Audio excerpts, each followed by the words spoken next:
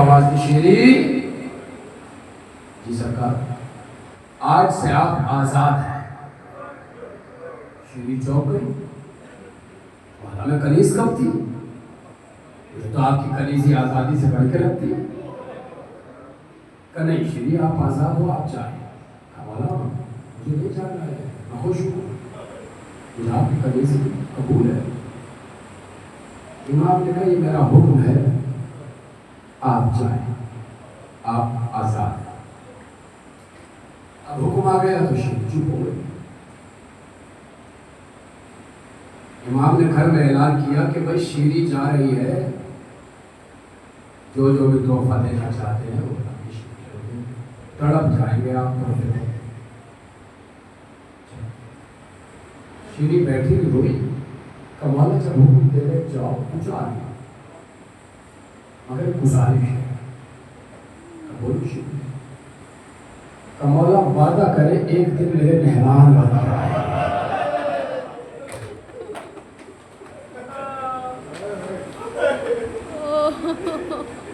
ایک دن میرے مہمان بن کر آئے گے. حسین نے نہ جانے کیا سوچا ایک دم کہا ہاں شیری ہم آپ کے مہمان بن کے آئے. کمالا ایسے نہیں وعدہ کرے کہ گھر والوں کے ساتھ آئے. میرے فکرہ پڑ گیا ہے. اللہ جانے امام نے کیا سوچا. کرم نے کہا شیری ہم گھر والوں کے ساتھ آئیں گے. اب فکرہ سنو. امام نے کہا شیری جا رہی ہے. اب گھر کی ساری بیویاں شیری کو تحفے لا کے دے رہی ہیں.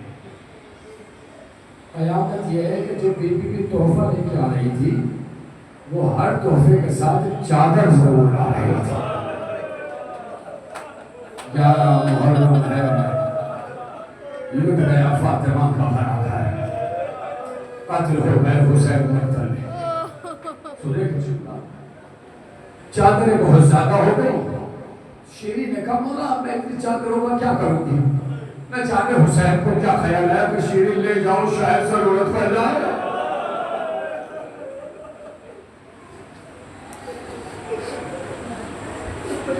کہتے شیری چلی گئی.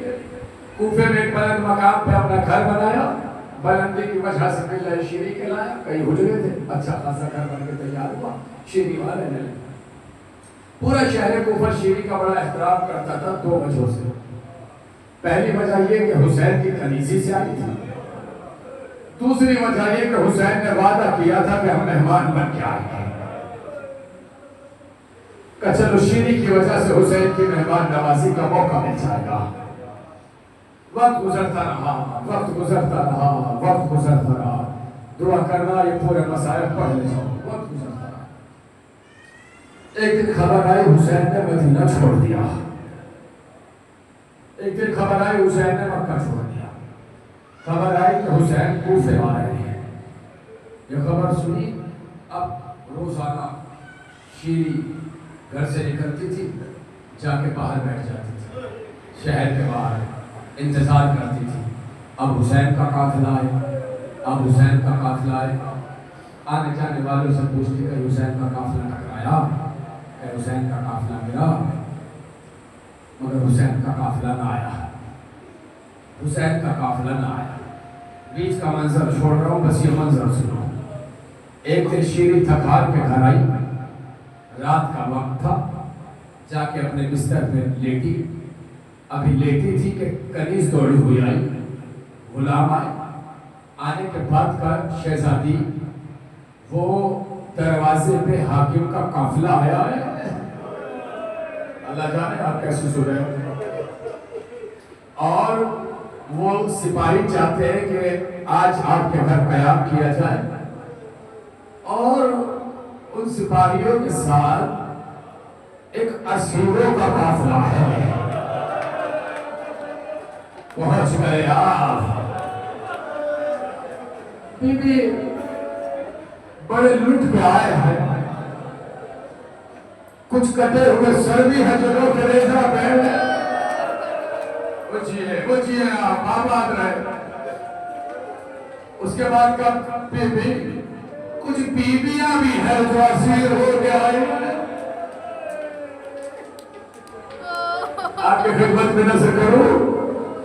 جب کوئی مہمان آنے والا ہوتا ہے ہم گھر میں تیاری کرتے ہیں. میرے آنے کی خبر ہوئی, آپ نے حجرہ تیار کیا, مولانا آئیں گے یا رکیں گے؟ آپ کے یہاں مہمان آتے ہیں, آپ کمرے حجرے تیار کرتے ہیں. منظر مقتل کہتا ہے کہ شیری نے بھی حجرے تیار کیے ہوئے تھے کہ میرے آقا حسین آئیں گے تو اس کمرے میں, میری شہزادی زینب آئیں گے تو اس حجرے میں, ارے علی کا لال, حسین کا لال اکبر آئے گا اس کمرے میں, اس حجرے میں. حجرے تیار کیے ہوئے تھے, بستر تیار کیے ہوئے تھے. مگر جیسے یہ لٹا ہوا قافلہ آیا, شیری کو خبر ملی, بیویوں کا نام سنا, شیری نے پیر توڑی. آئی, دروازہ کھلا, دیکھا سپاہی کھڑے ہیں, ہاتھوں میں نیزے ہیں, نیزوں پہ کٹے ہوئے سر ہیں. پہچان نہ سکی 3 وجہوں کی وجہ سے. رات کا سناٹا, لہو میں تر چہرے, بالوں سے چھپے بیویوں کے چہرے,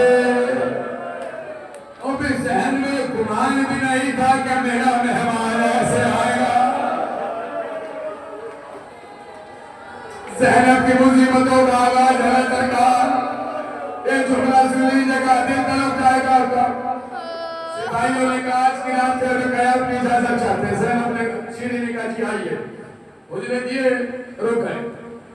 شیری نے دیکھا وہ بیویاں جو اسیر بن کے آئی ہے وہ وہی دیوار کا سہارا لے کر بیٹھنے لگی.